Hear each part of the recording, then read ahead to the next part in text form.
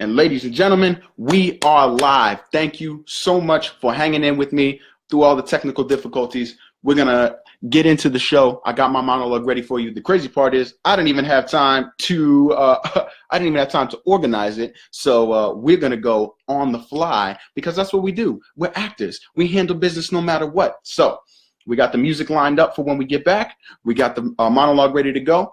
Thank you so much. We're going to call in crazy. We're going to actually call them on the phone, the two guests, because you always got to have a backup plan, baby. I'm always 2 steps ahead of technology. It can't bring me down. It doesn't matter how many robots they ever come out here. I'm going to be ahead of the robots. That's how I do. So we're going to give them a call. They're going to come and talk to us, and we're going to have a great time here tonight. All right. So the topics for this week are going to be a little bit of immigration. We all know what was going down this week with regard to your boy Donald Trump. So let's get into this. Here we go, live. I don't mean no disrespect, y'all. This week, the itch I want to scratch is about these DACA negotiations and the ending of TPS status for many American immigrants. Donald Trump thinks he talks tough, but a lashing from my disrespectful tongue is imminent. I don't mean no disrespect, y'all, but once I'm feeling vigilant on topics of hypocrisy and ignorance, all my free-flowing thoughts steady, my oral ligaments get ready, the intricate increments of wordplay eddy into a maelstrom of scrupulous expression, and I will continue to build the compression, and I will not stop until we take possession of our current depression, resulting in a revolutionary mindset of American expression. So let's start on a positive note. Gotta show some love to District Judge William Alsop of San Francisco. He's as tired as the rest of us are of this never-ending disco. Donald Trump's mind is wild as an arbitrary spectrum and filled with the gunk of an irritated septum. His Twitter feed is excrement, his mouth is like his rectum, exploding contradictions, so it is to be expected that the phase-out of the DACA program is reaching its ejection. You can't just say that it's illegal. The judicial system must accept it, especially when your dumbass last year literally elected to say, and I quote, "Does anybody really want to throw out good, educated, and accomplished young people who have jobs, some serving in the military? Really?" And come on, look, man, you might be able to fool the general public with our technologically engineered informational amnesia, but you're not going to fool our highest courts of law. You better get you some Aretha and R-E-S-P-C-T, you old shriveled up, carrot-faced, second-rate diva. So, okay, last year, you were for the Deferred Action for Childhood Arrivals Program, aka DACA. That's what you said.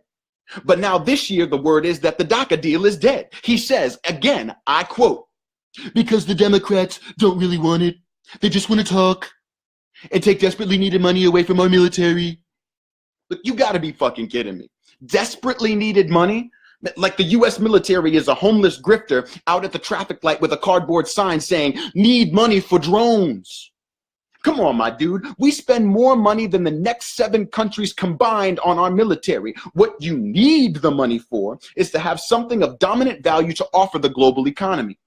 Rather than spend our money on renewable energy research, keeping the world alive and vibrant, we spend our money on tools of war that destroy the world. Okay, I know. I'll split hairs with you. Tools that give us control over who gets destroyed when. How else can Donnie Boy from the block do all this North Korea spicy talk without the biggest dick bombs to drop?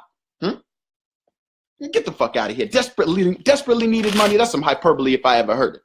That's like Time Warner Cable, aka the devil, saying they're in desperate need of buildings to wire with cable. Bitch, you control all the buildings.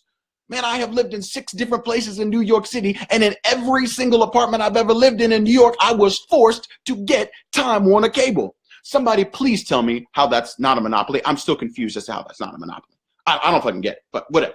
Separate of that, we're back on track. We know, as I said before, desperate is complete hyperbole with regard to the military budget. So what was the first part of that statement again? Oh yeah, that's right. The Democrats don't really want it. They just want to talk. I wonder what they want to talk about. I think they want to talk about the fact that you're a blubbering idiot, a giant fucking pidgeot. Yes, I just called you a Pokemon, you Olympus Mons of liquid oozing Clostridium, a pathogen responsible for the diarrhea explosion from your giant squawking mouth, peacocking all about. There is no nation on earth more a shithole than you. To fecal matter, you're devout. How dare you say that we shouldn't accept immigrants from shithole places like Africa and Haiti? Hey, you historically deprived, prejudiciously derived, spoiled to the core human canker sore. By your standards, a lot of our American ancestors come from shithole places. I mean, why do you think those crazy religiously OCD Puritans came here? Shithole. Why do you think the Irish came here? Shithole. The Scots, the Germans. You know what? I'll do you one better. Go to Ellis Island, close your eyes, pick a name, and odds are they were leaving a shithole. Look, bring us your tired and your poor, huddled masses. You remember that? Why you think they were so tired and poor? They were leaving a shithole. All right. So what I'm going to do now is I'm going to take a second to give credit where credit is due. To Democratic Senator from Illinois, Richard Durbin, and to Republican Senator from South Carolina, Lindsey Graham. To old Democratic donkey, Dick Durbin. Yeah, chill out. I can clown your name, my dude, because you are on board with the immigration rights, so we cool. But Lindsey Graham, I don't say your name that often because I usually don't agree with you. But Lindsey said it with his chest, what he felt about immigration. No hesitation, with faith in his persuasion. He said, America is not a rule. It is an idea. I'm proud to hear these words, and I'm going to take it one step further.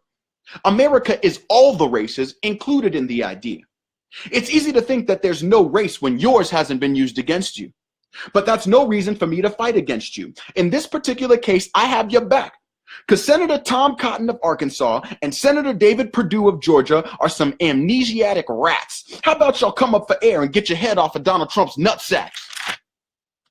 For two states whose wealth comes on the backs, for two states whose wealth came on the backs of slaves, you should be ashamed.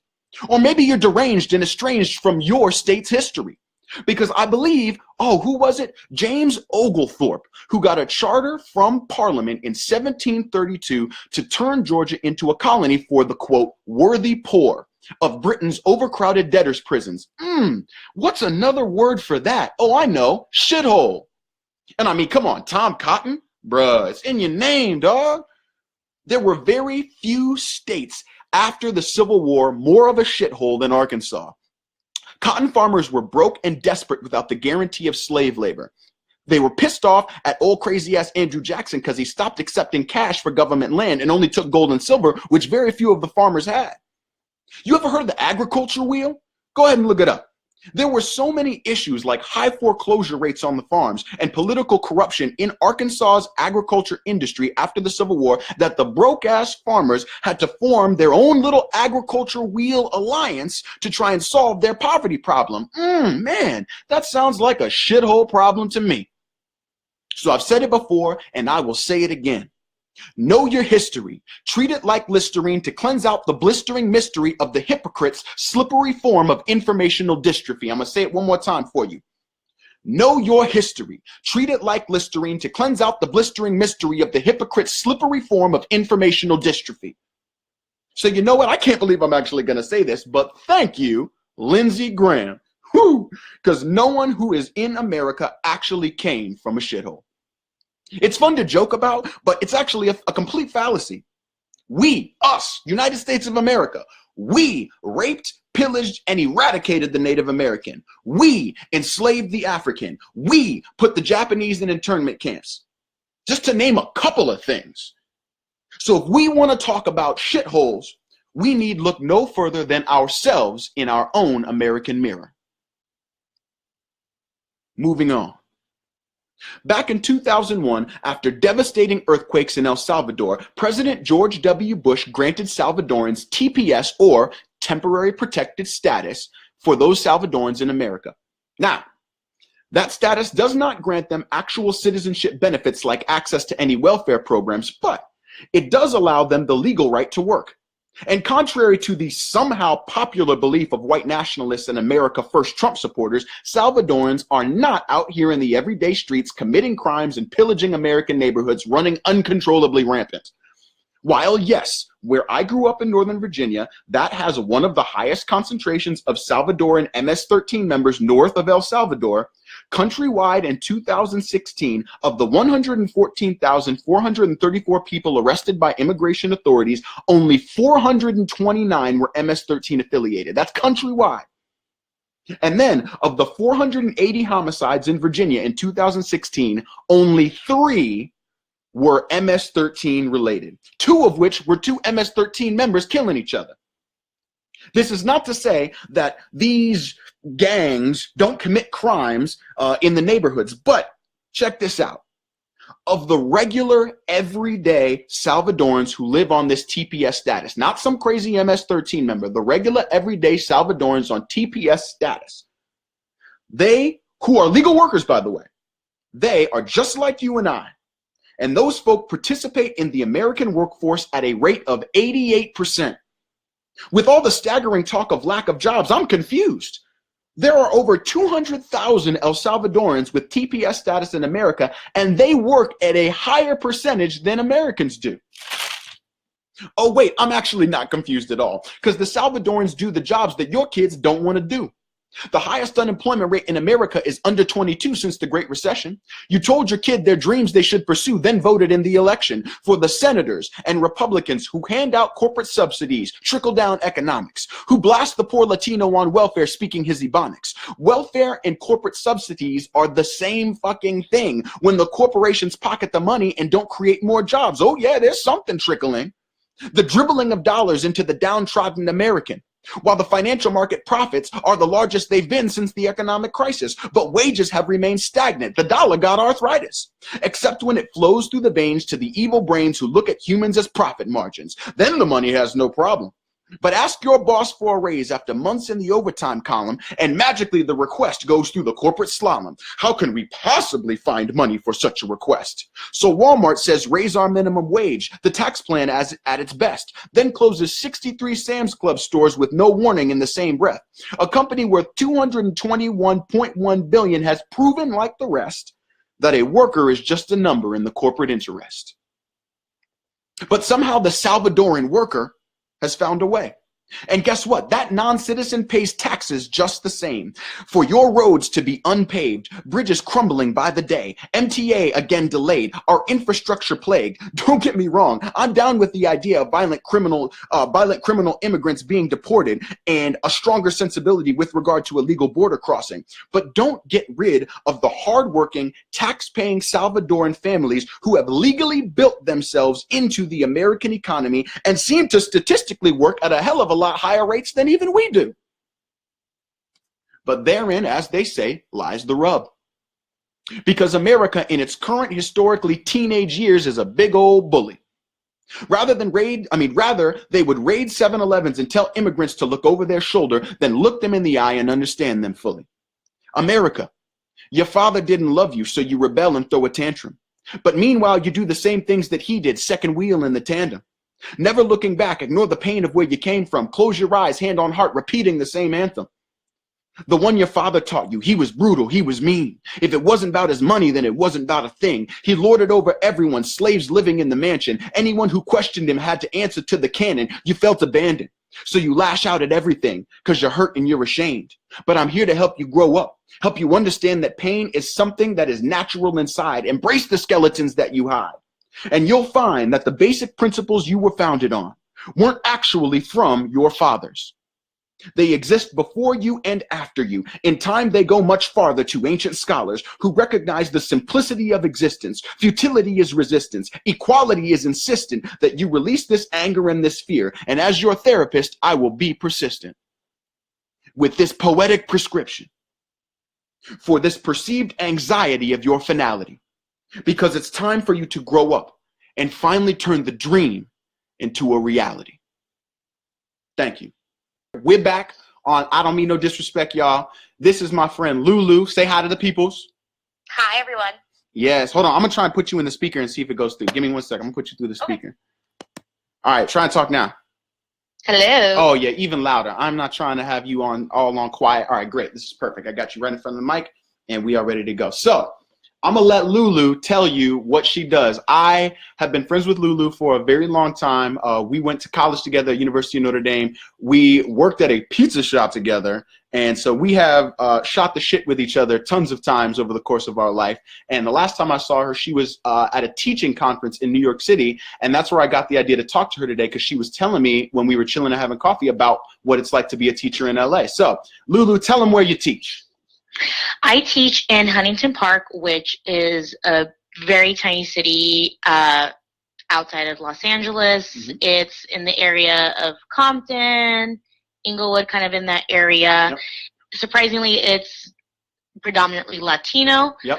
It's 3 square mile city, which has about 80%, not 80%, maybe 70, in the mid 70%. Population was under 18. So there's a lot of elementary schools, middle schools, high schools in that city. A lot of young people. Okay. How long have you been teaching there? This is my 9th year teaching at the same school, which I opened. Yes, 9th year. So is it charter school, public school, private school? Charter school. Charter school. Okay. So so in order to get into a charter school, what do you have to do? You have to apply Mm-hmm. and enter a lottery. You're given a number, and if your number is pulled, you are guaranteed a spot. Mm-hmm. If not, you are entered on the wait list. And so as registration or enrollment occurs, if for some reason those who got accepted got into another school and they enroll in there, so then those spots free up and you move up the waiting list until you're entered. Nice. Okay. So then it's extremely competitive for the parents to try and get their kids into these schools. Yeah, so a couple of years ago, I'd say about 4 years ago. So if you were, say you got in, your child got in, any of your siblings automatically got a spot in the next year. Nice. So parents complained that charter schools are being very competitive, and they've been trying to get their students in, and they thought it was unfair that spots were automatically given to siblings. And so they passed like a law that says that we are not allowed to do that. And so even if we have siblings that are at district schools, charter schools, our school, and they're split because that rule wasn't allowed anymore. Okay, so now they split. So now it used to be that your brothers and sisters would all follow behind you, but now it's not the case. Now you're on your own, each individual child. Yes, and I saw the point to it, because we have had parents who've been trying year after year after year to get their kids in, and when you have so many spots that are automatically given to siblings, a class of 30, you have maybe like 7 spots open for anyone that doesn't have a sibling inside of the schools. Yeah. And so what's the benefit? What benefit do the kids get coming to your school as opposed to going to a public school? Looking at, well, it depends, because some charter schools are specialized in math and project-based learning. So it depends on kind of what your focus is on. Yeah. And then we also, when we compare ourselves to the district schools, our scores are much higher. Mm-hmm. And also the scoring of our ELs are a lot higher than the district schools. And what is an EL? EL is an English language learner. Nice. Okay, cool. Great. Mm-hmm. So that now we're seeing that getting into these charter schools is extremely competitive. There are benefits to going to these charter schools that you get that you might not particularly get in a public school. Sounds like it's more concentrated learning. So in your experience, particularly looking at the Latino students, how many of them have given up a lot in terms of their families for their kids to be at these charter schools? Way too much. When we first opened the school 9 years ago, I would say the overwhelming majority of our families were recently immigrated families. Yeah. Just wanting a better life. Some came with leaving all of their family behind, so really don't have like a support system. Right. And so a lot of them made a lot of bonds with the other families of our students, and so that kind of became their family, especially for the families that started as kindergartners, their children in kindergarten and first grade, second grade. They moved up throughout the years together, and so they created a lot of bonds and that support network that they need just to kind of feel like a sense of family, a sense of culture, since a lot of them came over without any other family members or maybe just their husband or wife. Right. So now imagine this, you know, for everyone that's listening on Facebook Live.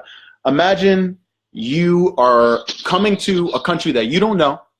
You might have your mom or your dad with you. You might not. They might have paid for you to get here by whatever means. You might have walked, you might have come on a train, you might on like the top of a train, you might have had to go walk miles on your own. Who knows how it is that you got here? Maybe a family member came decades ahead of you and has managed to get you here.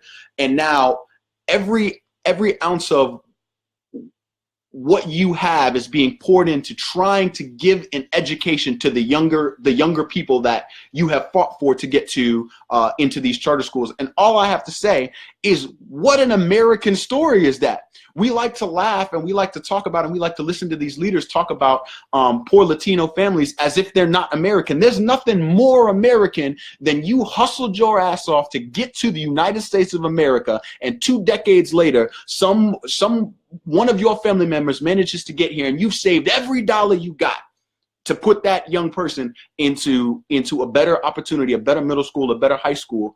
And for me, it is absolutely deplorable that we look at the idea of poor Latino students as if they're not American, as if they're solely just immigrants and they're not a part of the American story. So the next question I want to ask you, Lulu, is, in your experience, what is the biggest challenge that your students face in America?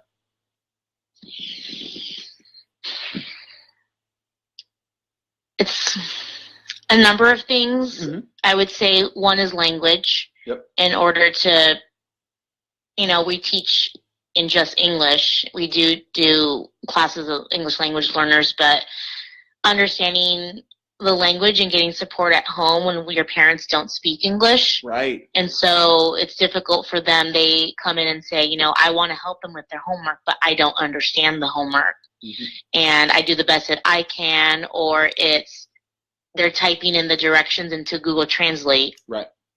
And then having it translate, and then they are, doing this whole, bilingual thing at home.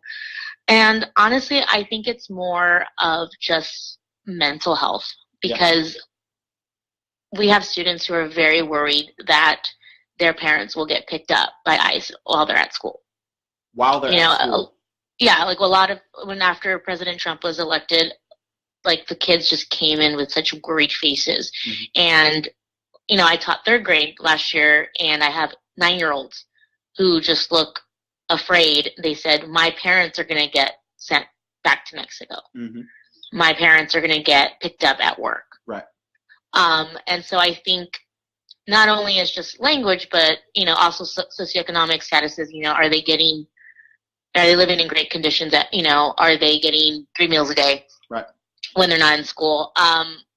But it's also just kind of the sense of worry that they carry with them. And it's, how do you teach a child when their mind is preoccupied with this sense of fear that their parents are going to get picked up while they're at school and no one's going to come pick them up? Yeah. Like, kids get really scared when their parents don't pick them up on time. Yeah. Like, where's my mom? Where's my mom? Where's my mom? It's like, oh, they're on their way. There's traffic.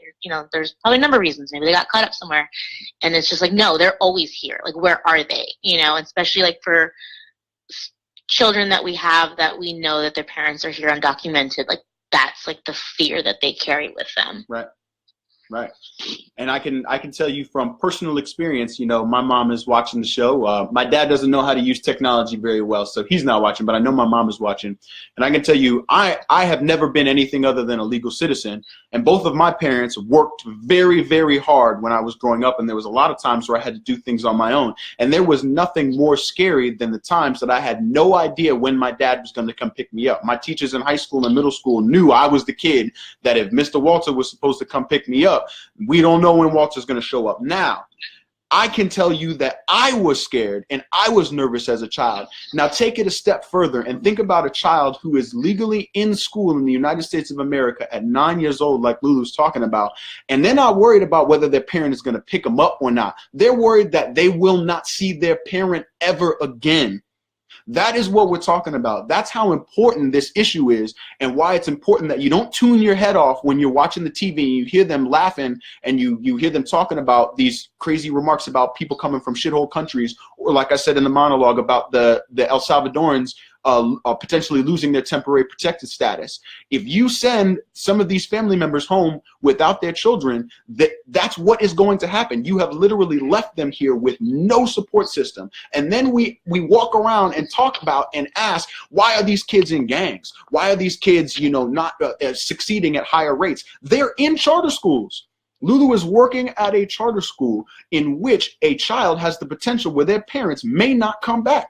And you want to wonder why that kid might have some kind of trepidation or some kind of fear behind their eyes and lose the ability to learn well. I mean, how can you ask a kid to do any more than that? So another question I want to ask you, Lulu, as an educator, you said you've worked there for 9 years at this school, and you've been a founder at the school. We always like to talk about, the kind of dark things, especially with regard to our media now, about, the Latino experience with regard to immigration. I'd love to know, what are some of the most beautiful moments? What are some of the successes that you've seen working at this charter school with your students? I mean, honestly, is when we have parents come in and they're just so thankful and grateful that their child is getting an education, especially, I think, more so for our students with special needs and learning disabilities. Yeah. Especially parents who come from other schools, and they come here and they see the work that we do and the effort that we put into their students and seeing the progress that they make. And I think they put so much faith in us as educators. Yeah. And it's our duty to teach their children the best that we can and make sure that they are getting all the education they need, all their supports, and seeing their faces when they've made that progress. I think that's probably, one of the biggest things successes that we see day in, day out. Yeah. I mean, it's just we've had kids who come in 4th grade at kindergarten reading level and, finish the year, maybe at like a 3rd grade level or end of 3rd grade level. It's still not on grade level, but the fact that we got them from a kindergarten to an end of 3rd grade, I mean, it's huge. Yeah, absolutely. Man, I can only say I want to thank you. My mom just said here, Lulu is a hero, and I cannot agree more. I know that in the United States of America, we don't always give our teachers the credit they deserve, and I know for a fact that I had a couple of teachers along the way that if they had not been my teachers, I definitely would not be the person I am today.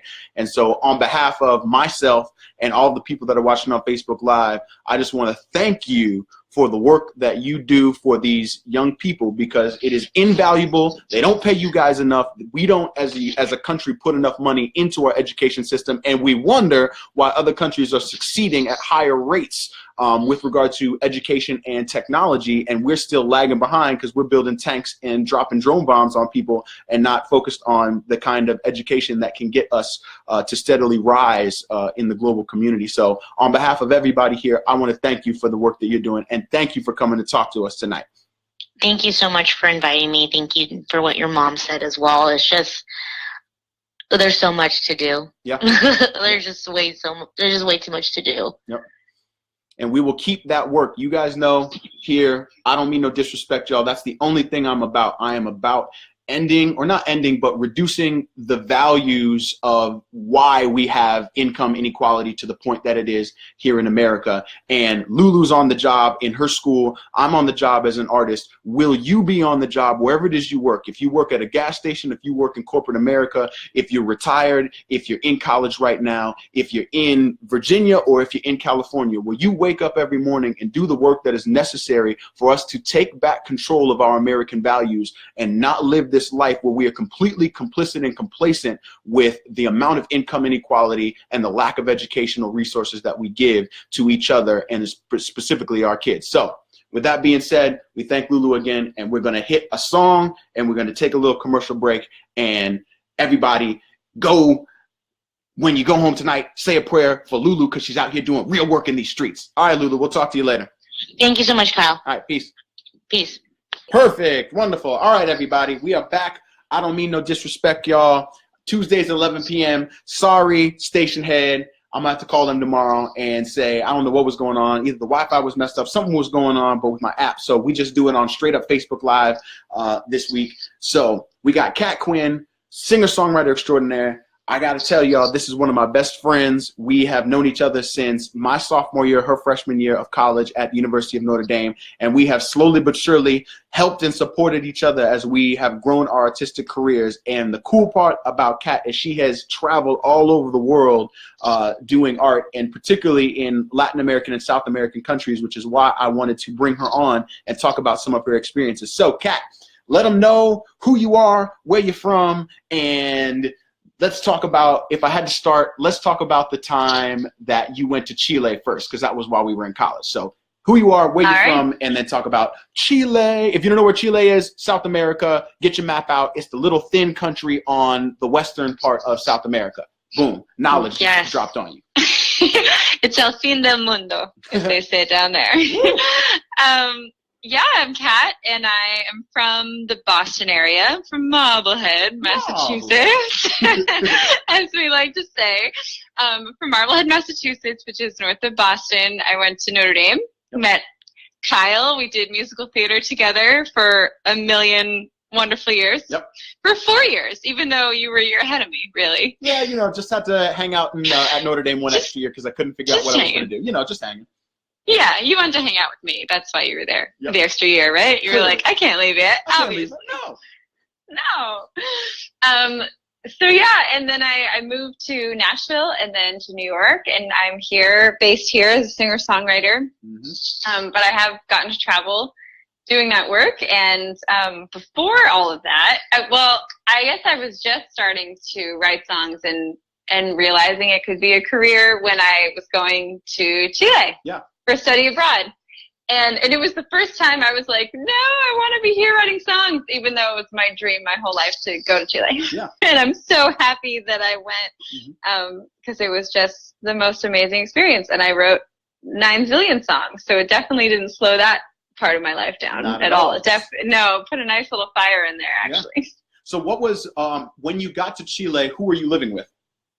I lived with a family. An older couple. So I first was in a small rural town just for a few weeks where I lived with a family there too, who's just like this wonderful family in this tiny town with dirt roads and just like cows going through the roads all the time. It was just amazing. And then I went to Santiago, where I went to school and lived with a family. So it was this elderly couple, and they had 3 sons, but they were all grown and married and out of the house. So it was me, and then they had me and these 2 cousins from Ecuador that we all lived in the house together. They were in school at a different university, just studying abroad also. Okay. And so what, in your experience in Chile, what do you think, I know it's tough to ask this question, if you can think of what you learned in Chile that you didn't know before you left, what did Chile teach you? Oh my gosh. I know, that's a tough one. That's a deep question. It taught me that I knew nothing before I came. Yes, okay. And that it's a different world, but it's the same world. I guess that's what I've learned there, is that like, it's so different in that it's literally on the other side of the planet. Like literally it's opposite seasons. Everything is opposite there. But at the same time, it's just the same. It's just people having relationships, living their lives, like doing their work, going home, enjoying each other. It's just, I think one thing I tried to learn from the Chileans that they do really well there is just sort of have like they have a really good perspective on life. Like if something happens, it's just like, that's life. Let's have a drink. Let's enjoy it. Because we only, like, bad things happen and we all just have to get through them together. And they really support each other really well. Yeah. I think the message that I'm hearing in that, which I try to promote in every single day of my everyday life, is you're here. She is on the other hemisphere. So we're in the north hemisphere, they're in the south hemisphere. And in a place where everything, the world that they live in, the seasons are backwards, everything's different. It's hilarious, and it's proof that as individual human beings, we all share the same values. We all want to enjoy our families. We all want to have fun with our friends. We all want to feel that comfort of being able to go and share something with our loved ones. So it boggles my mind sometimes when people leave countries that are war-torn, or they have to leave a situation in their country where they want to come to a different country. In this case, we're talking about America, but this can happen anywhere over the globe. When they leave that country to come to our country, they're looking for the same thing that our ancestors were looking for when they came here. They want that ability to live life, and like she said, even if a bad thing happens, to still be able to share in that together. And we, as America, is a country where we feel like our ability to share that with all different types of people is what makes us unique. And if that's what we want to be, we better double down and truly believe that I can be right here, a biracial person, talking to a girl from Boston about Chileans while having just talked about, El Salvadorians, and I got to go to work tomorrow and chill with a Muslim person. And guess what? We all have the same exact values. So I'm glad to hear that your Chilean trip, that you kind of felt that energy, because I've definitely felt that energy whenever I've met people from South America as well, that same kind of energy that you're talking about. Totally. I mean, I think every culture has it, Yeah. and it's every culture has its own things. Yeah. But I've never gone anywhere and been like, I don't understand what's happening here. It's Right. like, it's everywhere you go. It's just life. Yes, exactly. Okay, so the second thing that I think you told me about was going to Ecuador. Now tell me about the Ecuador trip.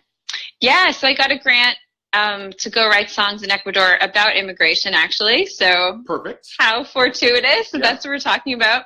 I had done a project in South Bend during school about, I'd worked at a place for immigrants in South Bend, for Mexican immigrants mostly. Yeah. And again, it was like a parenting class, and they just needed volunteers of people to help. It was immigrants who didn't speak English. So we would teach them English, and then they would have someone speaking Spanish that would teach them about, just help them through family life. Yeah, Just right. people trying to have families like we all do. So I did that, and then that led to this project in Ecuador where I went to get sort of the opposite stories. So those were immigrants of people who had come to the United States. So I went to talk to the children of the parents who had emigrated away, searching for work, and left their children behind and would send money back to them. Yeah. And that was one of the most amazing, moving experiences of my life. I met the most incredible 10-year-old girl. Like, I've never met such a superhero, Mm-hmm. like such an adult of a 10-year-old who just, her mom, she lived with her grandparents. Her mom had left, gone to Spain. Her dad wasn't in the picture, and she would send money back, and she was just taking care of herself and missed her mom, would have done anything for her to be back with her. Didn't really think it was worth it, but that wasn't up to her, and she was just a wise 10-year-old. Right. A very wise 10-year-old. Seriously. So in your time in Ecuador, what ended up being probably the type of themes that you ended up putting in your music? The theme was that how do I put it into fewer words? I guess the main theme was just like, we just want to be together. Right. Like that was the theme, was like, I know circumstances are in our way, Mm-hmm. but at the end of the day, like, I would give anything for us to just be together. I don't care about money. I don't care about any of this, like laws, countries, whatever is between us. Like, I just wish that you were here. Right. I mean, and come on, that's pretty much every single one of us. Goodness knows, we as artists, I'm currently on tour right now, and my mom and I were texting just the other day about, how, often I get to come home, and how that's something that we feel together as mother and son, like, oh, You know, wouldn't it be great if time and space didn't exist and I could come home after I did a show and we could just chill and talk politics on the couch like we did when I was a teenager? That's something that is a universal idea with regard to if you live a life in which you don't necessarily get to see your loved ones every single day.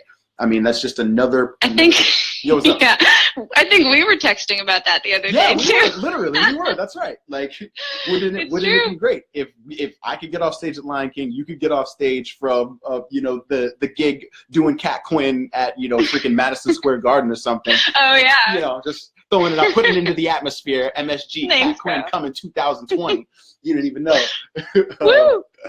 But yeah, how awesome would that be? But instead, the reality of it is we have to explore our emotions and explore how do we maintain those relationships when there are oceans in between us, when there are, careers in between us, when there are hurdles and boundaries that prevent us. And then, to bring it back to the topic of today, why go out of your way?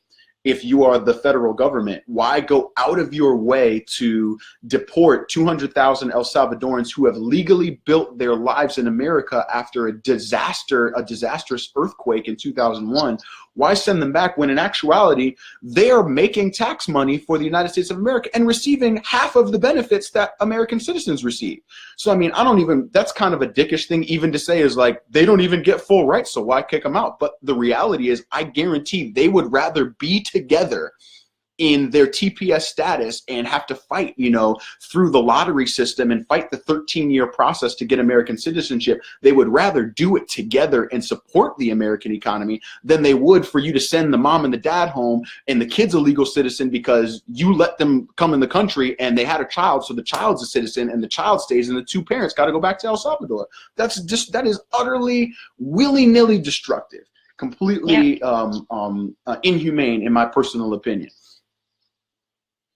So let's see here. I would agree. I would agree with that. Yeah. I think at the end of the day, people just want to be together to support each other. Yeah. It's the theme. It's the running theme. The running theme. And that's exactly how I feel about immigration, specifically with how we do it in America, is yes, absolutely. Violent criminals, look, we already put violent criminals in prison anyway, so I'm not against the idea of violent criminals being, put in line for deportation, or people who commit high-level crimes like grand larceny or gang members or anything. I'm not saying anything like that, but not the people who are your normal everyday citizens that are out here hustling hard like every single one of us do.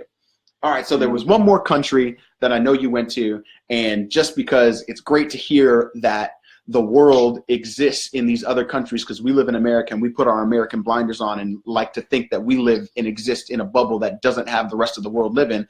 The other country that I know you've written songs in is Guatemala, I believe is how you pronounce it. Is that, you could tell through my text, you were like, I know she's doing this accent. I can hear it. I feel her saying Guatemala. Yes, I went down there with, I was playing some events for a mezcal company, and I had the most amazing trip with them. It was incredible, and got to play some shows that were probably like the most energy I've ever felt in a room. Nice.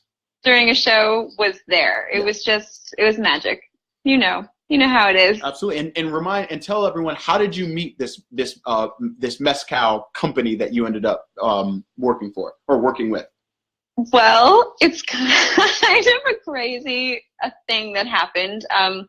I played a brunch for this company just randomly here in New York. One day I got someone else, a music curator for an event company, had heard me play. She booked me to play this brunch. I didn't know anything about the company. I showed up.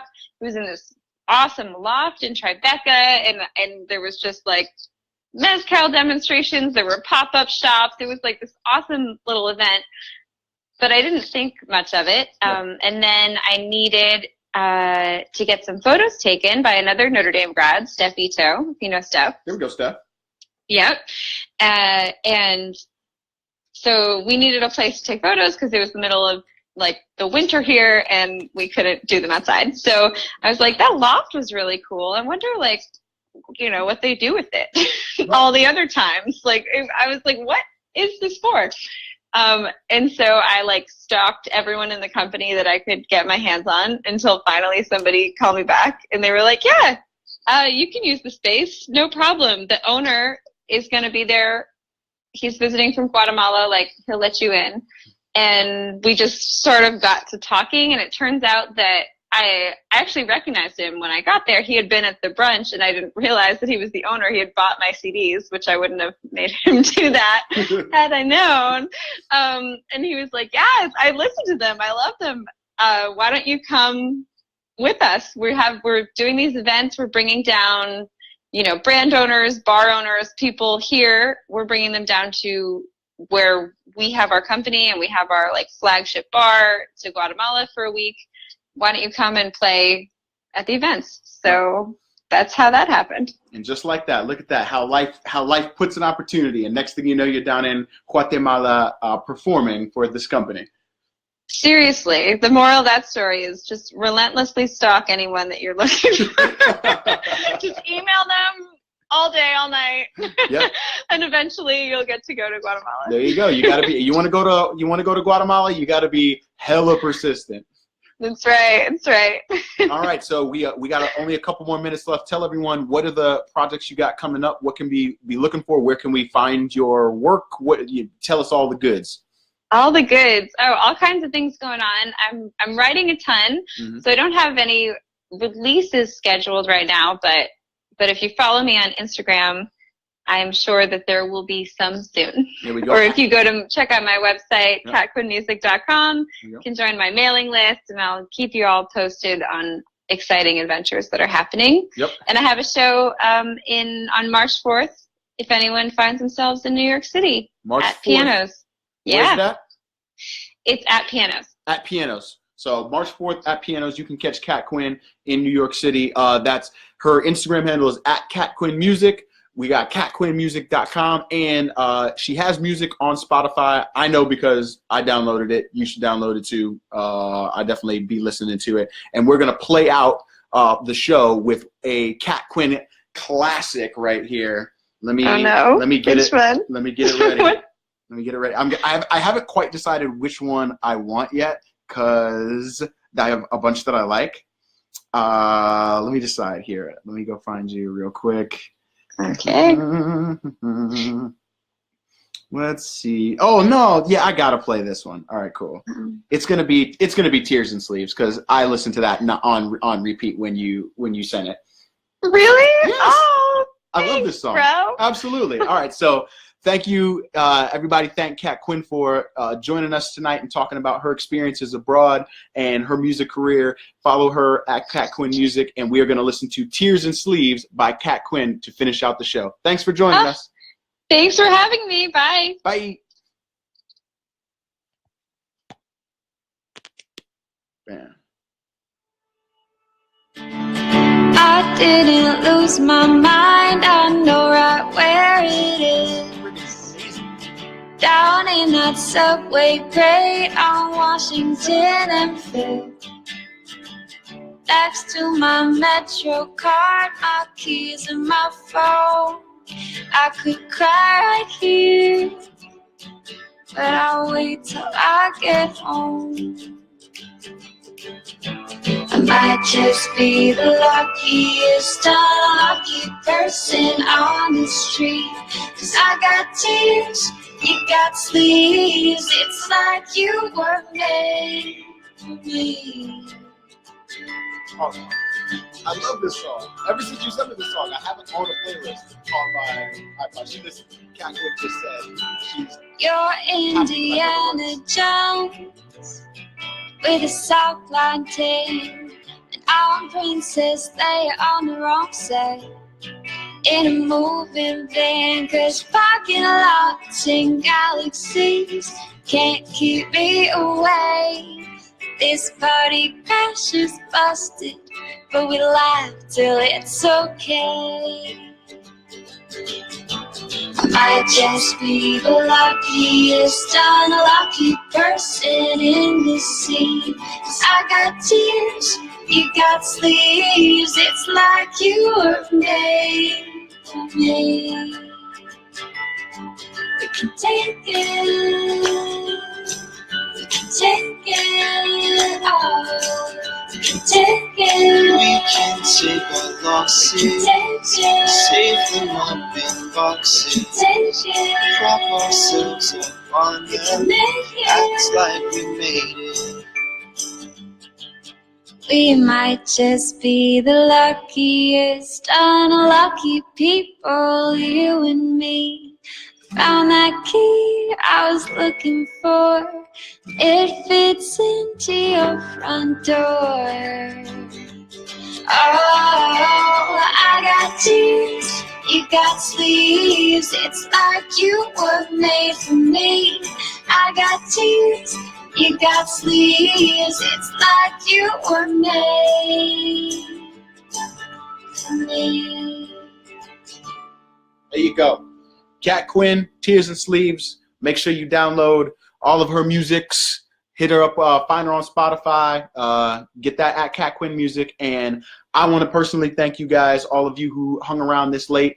Sorry we had some technical difficulties. It's only episode 2. We're only going to get better and better and better. I'm going to talk to the station head people tomorrow and figure out what happened. And it's all good. So make sure you keep tuning in Tuesdays, 11 p.m. It's either going to be on Station Head or it's going to be on Facebook Live. I don't ever know. I'll be figuring this joint out as it happens. So thank you guys for hanging in with me, and we will see y'all next week because you know I'm always ready to have some fun, do some spoken word, and talk to good human beings who are out here in the streets doing good things. All right. See y'all later. Deuces.